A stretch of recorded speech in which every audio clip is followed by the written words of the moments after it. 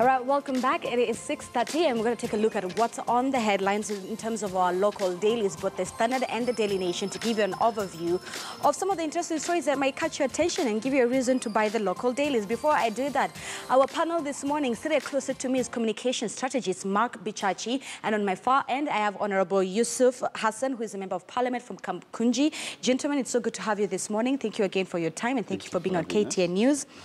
So on the local headlines, more so the Senate this morning, we're going with two big stories. Three, to be specific. The focus shifts to Keter over the power case that we saw over the weekend. We saw Kenya Power managers being arrested, but there's also another interesting story. There you go, all the way at the bath. Allowance and airtime to be taxed. This is meals, airtime, car, and even house allowance is something that Henry Rotich and his team are looking to tax. And yet another interesting story for terms politics. Raila dares Wetangula to formally leave NASA, and he's telling him to make it legal. So let's start with the very first story, which is on page 4. We saw the arrest, as I earlier mentioned, of key power managers at the Kenya Power Corporation. And a lot of people have raised questions on the aspect of how it was done. Mark, as a communication strategist, how would you rate in terms of the communication and the arrest that was made towards the Kenya Power managers? First and foremost, the only term to describe that kind of thing is a purge.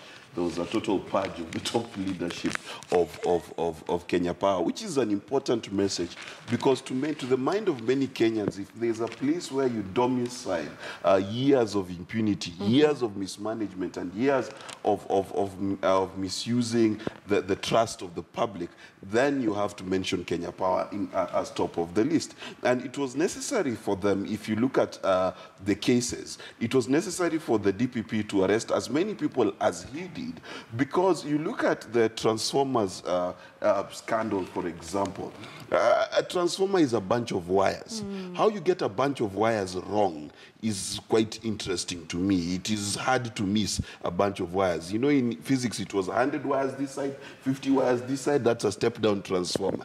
But suddenly, a Form 2 student can make a transformer, but Kenya Power can't get it right.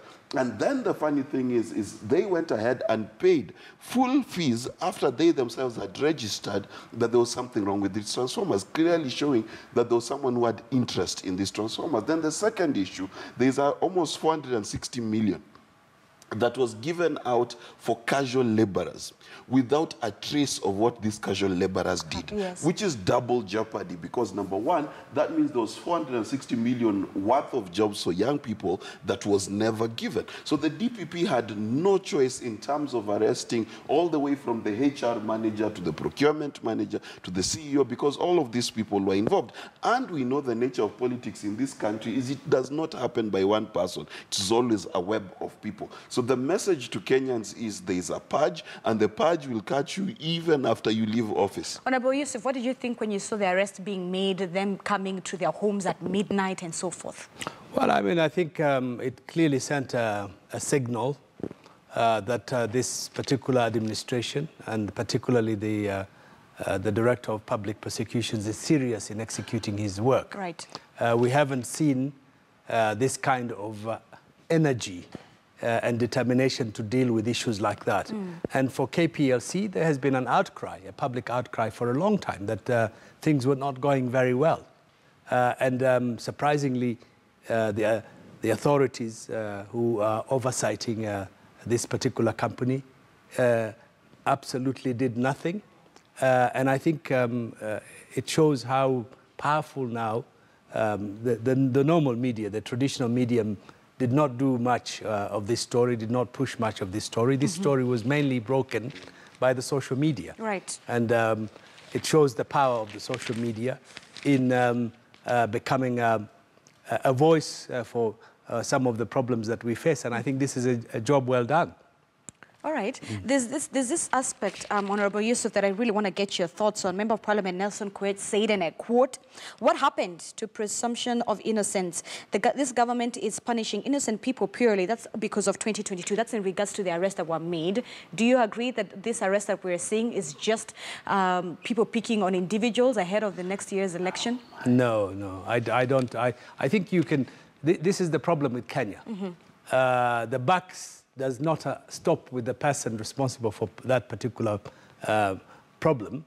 And to actually give this particular campaign against corruption a political bent is rather dangerous and unfortunate. You know, it is the courts that, if these people are innocent, we have a judicial system. They're going to face our judges, and they would make a decision based on the evidence that will be presented by the prosecution. So why start crying wolf now at this particular stage when the case has just started?